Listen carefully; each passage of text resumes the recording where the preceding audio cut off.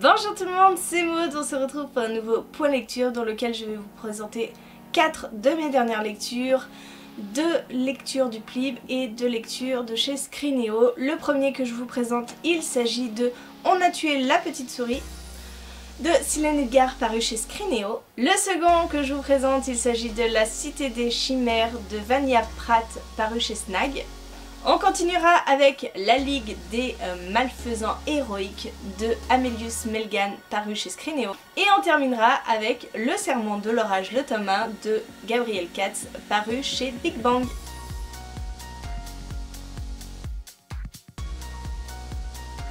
Allez, on commence avec cette magnifique petite lecture. Voilà, déjà rien que cette couverture, elle est splendide. J'adore. J'adore. C'est illustré par Noémie Chevalier, je ne sais pas si vous avez remarqué la patte. Donc cette couverture, à l'intérieur nous avons aussi des illustrations, c'est écrit très gros, c'est à partir de 8 ans. Et je peux vous dire que je l'ai lu un soir avec Julia. Julia n'a que 4 ans et 9 mois. Et j'ai rarement vu une petite fille aussi emballée par l'histoire. Voilà, en général, les livres comme ça, il faut plusieurs soirs pour qu'on les lise ensemble.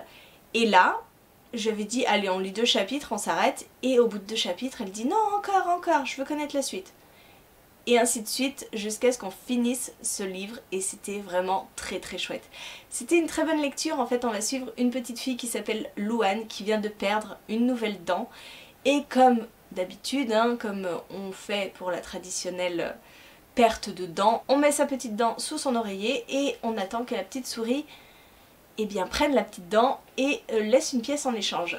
Sauf que cette fois, Louane discute avec ses amis et elle se dit que cette fois-ci, elle ne va pas dormir, elle va prendre en photo la petite souris et elle va prouver à tout le monde que la petite souris existe. Sauf que, au matin, elle va se réveiller et la petite souris, on la retrouve les 4 pattes en l'air et morte. Et Louane, c'est le désespoir, elle se dit que mon Dieu, ils ont tué la petite souris. Voilà, et ça c'est le point de départ de cette histoire, je vous en ai probablement déjà trop dit, mais bon, tout est dans le titre, hein, on a tué la petite souris. Et c'était très mignon cette histoire, et c'était très magique, voilà. Il y a une part de magie dans cette histoire, et la chute est incroyable. Julia m'en parle encore de cette chute. D'ailleurs, je voulais qu'elle vous donne son avis, mais je ne peux pas parce qu'elle va vous donner la chute. Parce que c'est le truc qui l'a le plus... qui l'a le plus marqué. Donc, je ne ferai pas intervenir Julia pour ne pas vous spoiler la fin de cette histoire. Mais sachez que c'est vraiment une très très chouette histoire qui redonne un petit peu de magie à ce qu'on perd un petit peu en grandissant. Donc voilà, je vous le conseille pour les plus petits, pour les plus grands. Mais voilà, si vous voulez mettre des petites étoiles dans les yeux de vos enfants, bah cette lecture est juste parfaite. Je continue avec La Cité des Chimères qui est présélectionnée dans les lectures du Plib. Je l'ai lu d'ailleurs grâce au Plib et la maison d'édition qui a offert l'e-book aux jurés. Nous sommes dans une histoire post-apocalyptique, on va dire. Non, pas post-apocalyptique, une dystopie. Bon bref, si vous voulez, le monde tel que nous le connaissons a disparu et il s'est transformé. On ne sait pas exactement ce qui a pu se passer, mais il s'est transformé et chaque personne vit au sein de ce monde avec une sorte de pouvoir, avec un chi, je sais pas quoi, qui les oriente, qui les guide. Et nous allons suivre une jeune femme qui s'appelle Céleste, qui elle, travaille dans la boutique de ses frères. Alors sa boutique c'est une boutique d'anciens objets, des objets de l'ancien monde qu'ils vendent, c'est très recherché.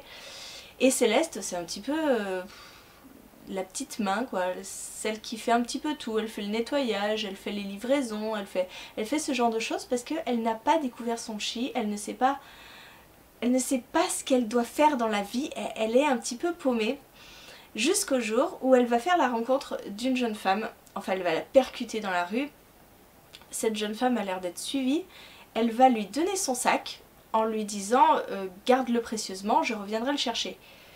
Et Céleste, prise au dépourvu, fait ce qu'elle lui demande. Et cette rencontre va bouleverser sa vie, elle va changer toutes ses perspectives, elle va se découvrir un but dans la vie, elle va découvrir son chi. Et je ne vous en dirai pas plus. Ça a été une bonne lecture, j'ai bien aimé cette lecture, j'ai trouvé l'histoire assez originale, j'ai trouvé les personnages assez attachants.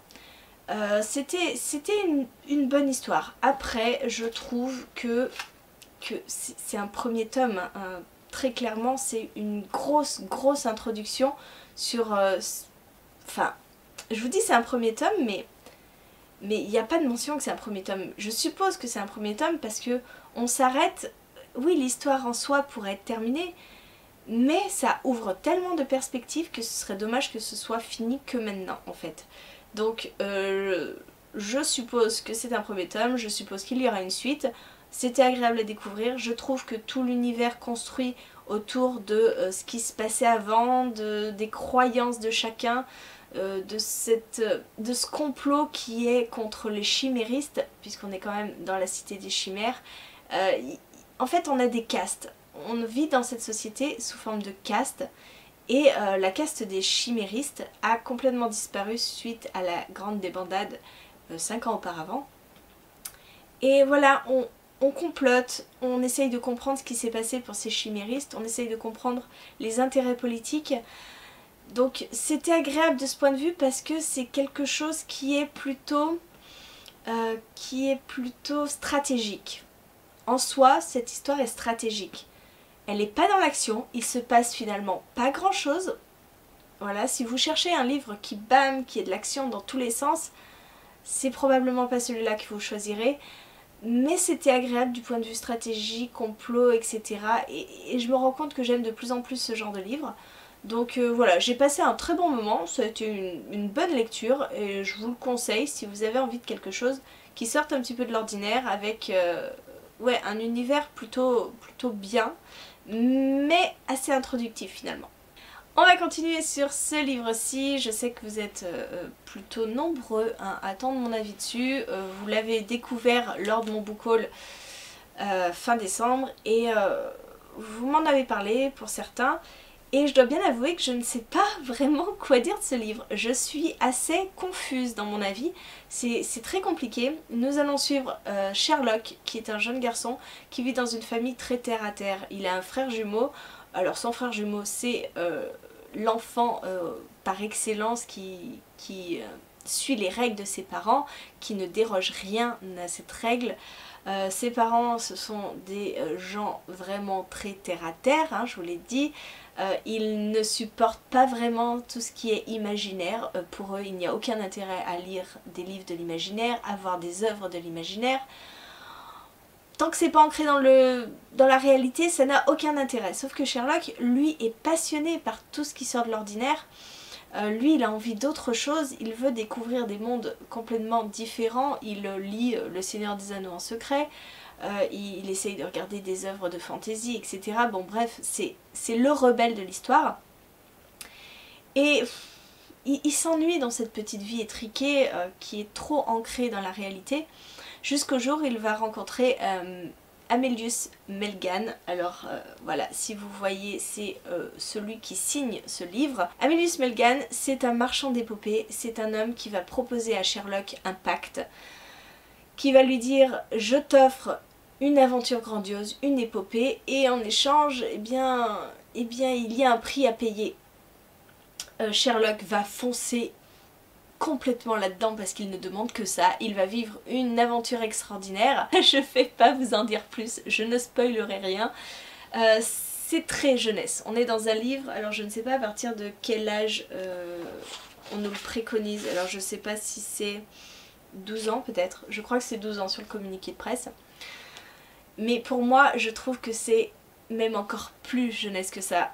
Alors je ne saurais pas vous expliquer pourquoi, je ne sais pas si c'est la tournure des phrases, l'histoire en elle-même, j'ai trouvé que ça faisait plus jeunesse. Voilà, alors je lis beaucoup de jeunesse, c'est rare que je mette le mot très jeunesse sur un livre jeunesse. En général tout passe très bien avec moi. Là j'ai trouvé que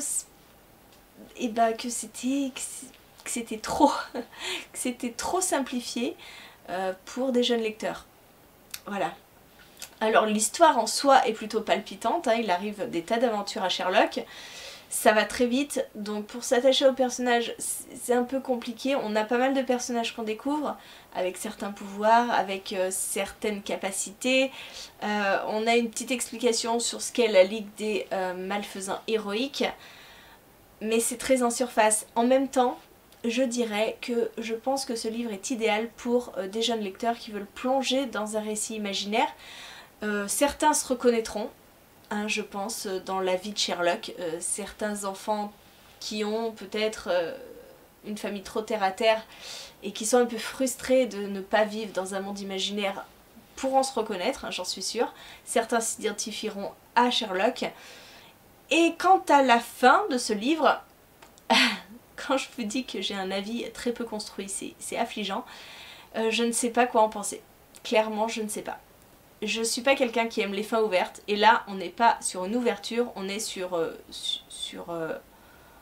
une crevasse, sur un fossé. Voilà, je ne sais pas quoi penser de ce livre. Ce livre me questionne, je l'ai lu en décembre, mi-décembre, enfin quand j'ai reçu, hein, je l'ai lu dans la foulée, et je ne sais toujours pas quoi en dire. C'est rare quand un livre me fait cet effet. J'ai pas détesté, j'ai pas absolument aimé, je me suis ennuyée par moments, j'ai trouvé ça trop simple, et puis il y a cette fin qui vous tombe dessus, et là on se dit ah ouais, alors je serais limite à le relire. Voilà. Je vous en dis pas plus, s'il vous a intrigué, n'hésitez pas à plonger parce que ce livre est atypique à souhait. Voilà, je pense que les plus jeunes aimeront, hein. Les plus vieux je sais pas. Parce que moi je suis dans ce cas de figure où je suis mi-figue mi-raisin, je ne sais pas quoi penser de ce livre. Je pense que vous l'avez compris. Quoi qu'il en soit, faites-vous votre propre opinion et n'hésitez surtout pas à revenir me dire, si vous l'avez lu, ce que vous en avez pensé, parce que voilà, on pourra débattre et je pense que ça pourra faire avancer mon opinion. Je pense que je l'aurais lu en lecture commune, on aurait pu débattre un petit peu de toute cette histoire, j'y verrai plus clair. Voilà, c'est ce genre de livre où on le termine et on sait pas. Ça arrive. Et c'est le cas pour celui-là. Et pour finir, je vous parle d'une lecture du Plib, toujours dans les 20 présélectionnés du Plib. J'avais acheté ce livre aussi juste avant les Imaginales, donc il m'attendait dans ma palle. Oui, je l'ai fait dédicacer aux Imaginales, forcément j'avais demandé une licorne maléfique. Voilà, j'ai eu droit à une licorne maléfique.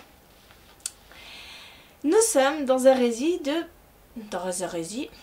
Nous sommes dans un récit de pure fantaisie où nous allons suivre, eh bien ma foi, des chevaliers un petit peu indépendants qui vont se retrouver sous le joug d'un seigneur, voilà, qui les embauche, qui a besoin de chevaliers pour aller reconquérir une terre lointaine, un royaume qui a été un petit peu oublié. Ce seigneur vient de prendre possession, on lui a donné cette parcelle de terrain, ce royaume à gérer, et il se charge de prendre des chevaliers, d'embaucher des chevaliers pour aller voir ce qui s'y passe. Et bien sûr, quand il arrive, ce royaume est occupé par un grand tyran depuis 10 ans qui maltraite ses habitants, qui vit comme des peurs dans un château.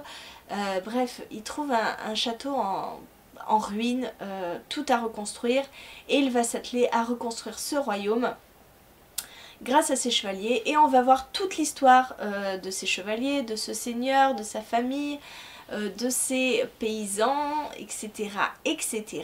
Et ce n'est qu'une infime petite partie de ce qui se passe dans ce livre, parce que là, vous vous doutez bien que l'histoire, comme ça, dit comme ça, c'est pas folichon. Et en fait, j'ai beaucoup aimé ce livre. En même temps, Gabriel Katz, généralement, j'accroche à ses histoires. C'est toujours un petit peu de l'humour noir. On a toujours ça. On a des personnages très intéressants, avec des personnalités très intéressantes. On sait qu'à tout moment, il peut leur arriver quelque chose. Hein. Gabriel Katz ne s'encombre pas de détails, il peut les zigouiller en 30 secondes. Donc voilà, on a toujours un petit peu cette appréhension de se dire qu'est-ce qui va lui arriver, s'il vous plaît, c'est mon chouchou, ne le tuez pas. Des fois, nos prières ne sont pas exaucées. Mais c'est ce que j'aime parce que c'est surprenant. On est dans quelque chose de fantaisie médiévale classique, avec une petite part de magie. Il se passe de drôles de trucs sur ce royaume, sur cette parcelle. Il y a une sorte de magie qui est à l'œuvre. C'est plutôt... Je vous dis, c'est addictif. Moi, je l'ai bouffé ce livre et je n'avais pas envie d'en partir. Quand je l'ai refermé, il me trottait encore dans la tête. Je m'imaginais tout ce qui allait pouvoir se passer parce que oui, c'est un tome 1. C'est un tome 1. Et certains diront que c'est peut-être un peu introductif. Je l'ai lu sur certains blogs. Mais j'ai aimé parce que c'est de l'introduction mais où on s'ennuie pas. C'est de l'introduction où il y a des combats, où il y a des morts, où il y a tout un univers à découvrir. Et cette fin vous ouvre sur un univers encore plus grand, avec des personnages qui se révèlent, qui restaient dans l'ombre jusqu'à présent et qui vont se révéler. Et j'aime bien, il y a un petit côté féministe à la fin qui me plaît bien. Sur la fin, on redore un petit peu le blason des femmes. Et j'ai envie de continuer et j'ai trop hâte de voir la suite de ce livre parce que voilà, le tome 1 était vraiment chouette. Franchement, si vous aimez la fantaisie médiévale surprenante, avec un univers mystérieux où il se passe de drôles de choses. D'ailleurs, le serment de l'orage, je n'ai encore aucune idée de ce que c'est exactement, hein, voilà. C'est le titre de l'œuvre, mais ça reste toujours très mystérieux. Bref, la suite sera en février, j'ai trop hâte de lire cette suite et je peux vous conseiller vraiment parce que les livres de Gabrielle Katz c'est toujours un plaisir à dévorer. Voilà, j'en ai terminé avec ces avis, j'espère que la vidéo n'est pas trop longue, je me suis un petit peu étalée, je m'excuse. En attendant, bah écoutez, je vous attends en commentaire pour discuter avec vous, n'hésitez pas à me dire si vous avez lu un de ces livres, ce que vous en avez pensé. Et puis je vous fais des gros bisous, je vous souhaite une bonne journée, de bonnes lectures, je vous dis à très bientôt pour une nouvelle vidéo.